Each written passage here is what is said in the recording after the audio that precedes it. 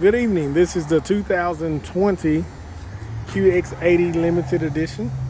You notice it has the machine finish wheels.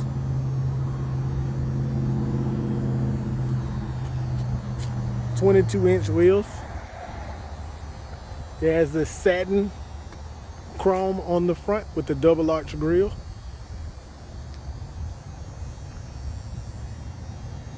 Doesn't have the traditional chrome that's a little bit more shiny. This one is a more regal design. As we get over here, as you approach, it has the welcome lighting, and on the ground it has the Infiniti emblem.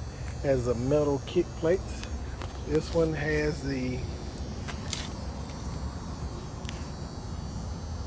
easy fill tire pressure alert system, so that if you put an air in the tire, it honks the horns once it gets to the right PSI. It has an around view camera here. There's a front camera here. And this is where the sonar system is, where it picks up the vehicle in front of it. It has a forward emergency braking, distance control assist, and intelligent cruise control. The lights has the dual lights. It's adaptive front lighting, which means as you turn, it turns the gaze of the lights on the road ahead. So if you turn to the right, it gazes to the right. If you turn to the left, it gazes to the left. There are foldable mirrors, which are expected on a vehicle like this. And this is just the exterior of the vehicle. Again, what makes the exterior different, it has the satin chrome, has the metal running boards, and has the machine finish wheels. Once you get it back, it has the limited badge. And again, the satin as far as the rear. When we get inside the vehicle, you'll notice that it has a different design than the other Qx80s. It has the pleated leather, semi-aniline leather, has the Bose sound system, and it has the ashwood. So as we get inside, again, it is a completely different setup. It has the limited release here. This feels very smooth. It has the Alcantara racing fabric, the double screen. This is the first year that had the double screen for the Qx80. It's automatic all-wheel drive.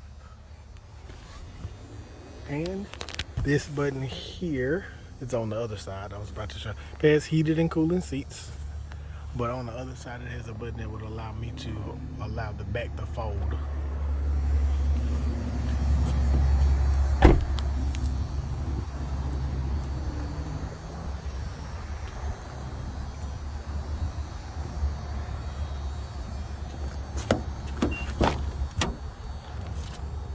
So, but these buttons, I'll describe them. This actually opens the hatch. This cuts the power door aspect on or off. But this button here, I'm going to press it. I'm going to turn the camera so you can see what it does.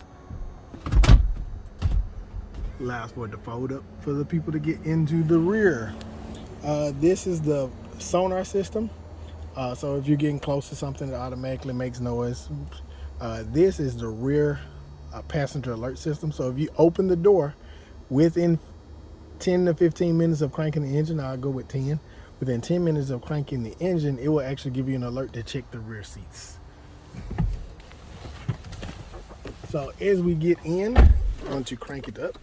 It does have remote start.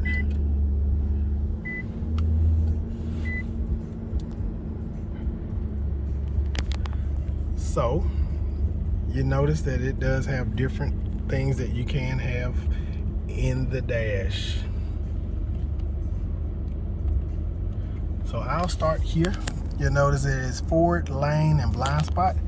By pressing this button, it allows for all of this Infiniti safety shield. It takes everything from warnings to actual a little bit step further.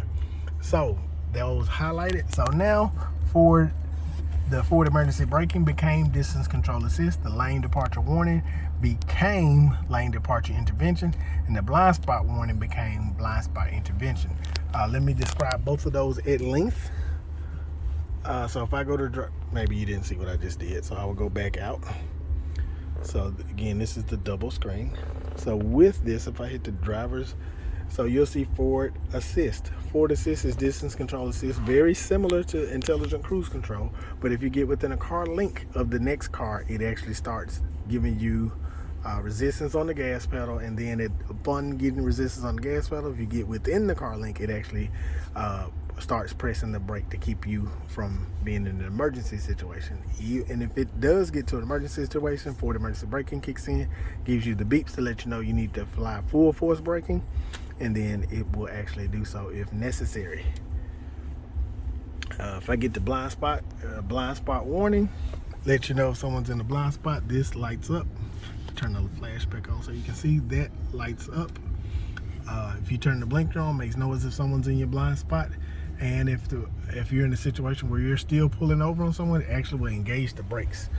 The way it works is it will engage the brakes on the right side of the vehicle if you're going left, and on the left side if you're going right, similar to the way a person in a wheelchair does if they're trying to pivot. So that's the blind spot assistance. The lane assistance works very similarly. So if you go outside the lane over 37 miles an hour without hitting the blinker, it actually makes a warning if you have it on, but you can cut it off. If you go over, this button is depressed, if and only if that button is depressed. Once that button's pressed, it actually turns into lane departure intervention, meaning that if you go over the lane without using the blinker, it will actually engage the brakes to try to remind you to bring yourself back over. And last but not least, there is emergency assistance, emergency braking. If I put it in reverse, you'll notice that it has a feature. It's letting me know that I'm about to hit something. BCI stands for backup collision intervention. So if I'm going forward, I can also hit the camera button. I'm going to turn the light on so you can see, but there's a camera button. Once I hit that button, it allows me to see in front. So that is a front view of everything that's in front of me, and it lets me know how quickly I'm approaching upon something. If I'm about to back into something, it lets me know. If I'm about to hit it, it actually will engage the brakes. But I'm not going to test that right now. If it turns red, then it's ready to hit the brakes. I can change view so I can see to the right of me, and a panoramic view of the front or the back, depending on what I'm in. Like right now it's showing the front, but if I was in reverse, it would show reverse. It does have Apple CarPlay and Android Auto. So just by pressing this button, I can talk to it. Climate control on. Climate control on.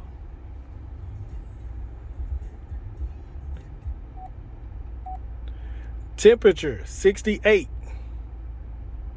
Temperature 68 degree Fahrenheit.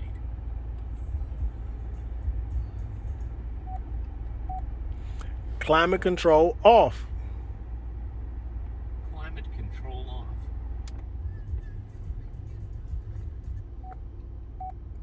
Tune to FM 103.5.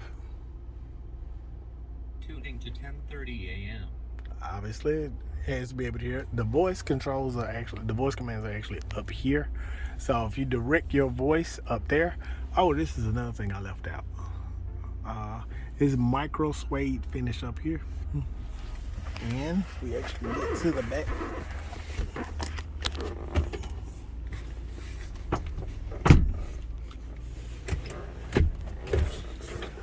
So this is the rear, heated seats in the rear, if I didn't say that already. Heated and cooling seats up here. Audio controls on the steering wheel. Cruise control has a automatic feature as far as the light, the automatic high beam assist. So if your high beams are on and someone comes towards you, it automatically cut them off. It has automatic windshield wipers, so if you're in a situation where it starts raining, it will automatically kick those in. And then this mirror has refraction in it. So I'm gonna cut that off. But it allows you to see, so if you had people that are 6'7" behind you, you can actually still see directly behind you with this as the home link system in the mirror as well.